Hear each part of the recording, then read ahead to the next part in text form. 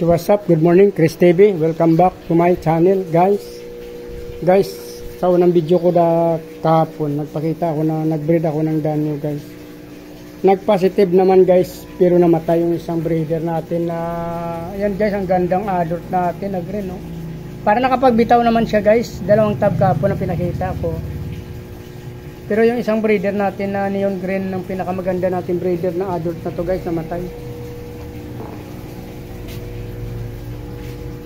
Yung dalawa, guys, nandito na. Ito yung ating mga young adult na na-breed, guys, oh. Hindi ko muna sila binalik doon sa terrace. Kasi mamaya kukuha pa ako ulit doon ng kasamahan nila. Kasi baka maligaw ako. Or magkamali ako ulit ng kuha. Kasi ito ng anak na to. So hindi ko sila muna binalik sa kanilang kanya-kanyang tab doon sa taas sa terrace. Ito yung ating male, dalawa. Nag-spawn naman, guys, yung yung young adult natin. Hindi ko alam kung mabubuo to. Kasi since hindi pa sila masyadong ito yung first batch ko kasi sa danyo na pinanganak nila, guys. So mother nila, tatay nila namatay na rin parehas. So babawi na lang tayo dito sa kanila. Ayun, guys, ang dalawang tab. Ito, tsaka yung yung laman niya kanina na guys, pinagsama ko dito sa isa. Dito, guys, oh. Since malaki naman itong tab ng batya na to, dito ko muna sinama lahat. Tapos ito mamaya, guys, kasi mag-continue ako ng mag-another breed tayo dito mamaya. So nilagyan ko na yan, prepare ko na yan. Stock water, tsaka may salt naman na yan.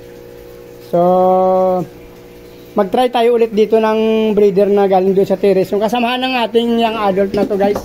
Since may nakita pa ako doon dalawa na buntis. So namatay na yung ating mga old adult, yung mga talagang pinakauna nating breeder, guys. Sabay na sila. Nakakalungkot, guys, kasi namatay na nito yung isang, hindi ko alam, guys, kung bakit parang naganyan yung tiyan niya, oh. Eh konti lang naman ang egg na naibitawan niya, guys. Siguro nahirapan siya magbitaw kasi kahapon mahinang-mahina siya. Akala ko ready to lay na siya ng egg, ready to spawn na siya. Kaya naisipan kong i-breed siya. Hindi ko alam kung may sakit siya or ano. Basta ang alam ko kahapon kasi medyo hindi siya masyadong lumalangoy ng nung na-breed ko naman siya at pinasok dito sa sa aking breeder tab. Parang namamahinga lang siya sa isang gilid. So hindi siya pinapansin ng mga lalaki. Sabi ko, ibalik ko na lang siya bukas. Or kung may problema man siya, bitawan ko na lang siya bukas muna sa malaking tab sana. Para baka stress ka ako. Kasi last time na-breed ko to siya, hindi siya nag-spawn talaga ng eggs. Ngayon naman, parang nag-spawn siya pero hindi naubos yata. Or hindi ko alam kung anong dahilan nito, guys. So sa mga eksperto dyan na nakapanood nito kung bakit ganun. Unang breed ko hindi siya nanganak, guys. Pangalawang breed ko ito nangyari nga, nag-spawn siya ng egg. Wala na siya, umalit ng tiyan niya, oh. Pero namatay siya, guys. So ganda to, guys, kasi na to, yung long pin neon green, ganda pa ng kulay niya, guys. Ang dami na pinanganak to, guys. Up to batch 8 siya laging kasama nito.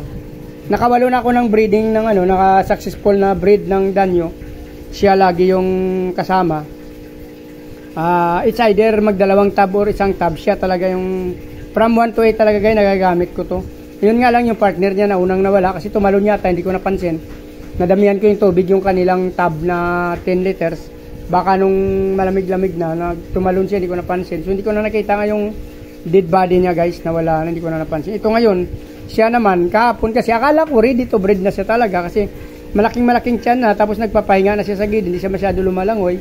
So ina-expect ko na mag-iitlog na siya pag na-breed ko sa gabi. So 4 PM kahapon na-breed ko siya. Yun, ngayon gumising ako ng maaga. Ito palang nangyari sa kanya. Totally parang may nag-age siya pero parang lutaw, tawag nito?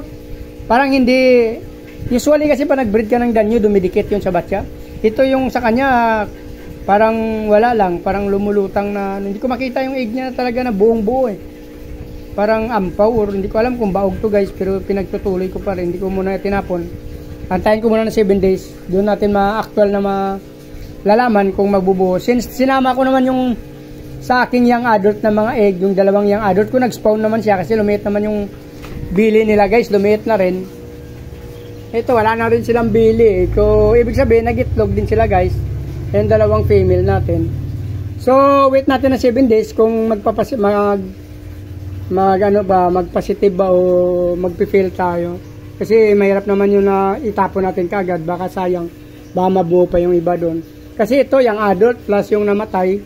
So, wala akong nakita na buong buo talaga na egg, guys. So, hindi tayo sure kung maging fail tayo or maging success sa breed natin na ito. Pagkatapos na fail ako ng 9 and 10. Twice na ako na fail. 1 to 8, guys, successful tayo sa number 9. Tsaka number 10. Yung number 9 kasi ito yung binred ko. Hindi siya egg. Tapos yung kasabay niya na yung adult din sa taas, hindi rin nag-breed. So nagulit ako ngayon. So ito nga, parang mayroon naman egg kasi lumiit naman na yung bili ng ating mga young adult. Ang problema nga lang, yung ating adult na pinakamaganda na breeder na kwanto, guys, malungkot na naman tayo. Namatay na naman siya. Pero yung tiyan niya lumiit.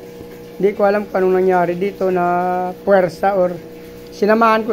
Noong gabi kasi, bago ako mga 4 PM, isang mail lang nilagay ko. So, patapos ko na maghapunan, nakikita ko pinapabayaan siya ng mail. So, nagdagdag pa ako ng isang mail galing doon galing din dyan sa tab ng mga mail na kumuha pa ako ng isa. Bali, yung isa, dinagdagan ko pa ng isa. So, naging 2 mail, isang female siya.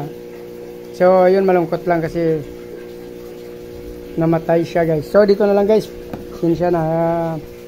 Sayang to, guys, kasi ang dami nitong naibigay sa atin.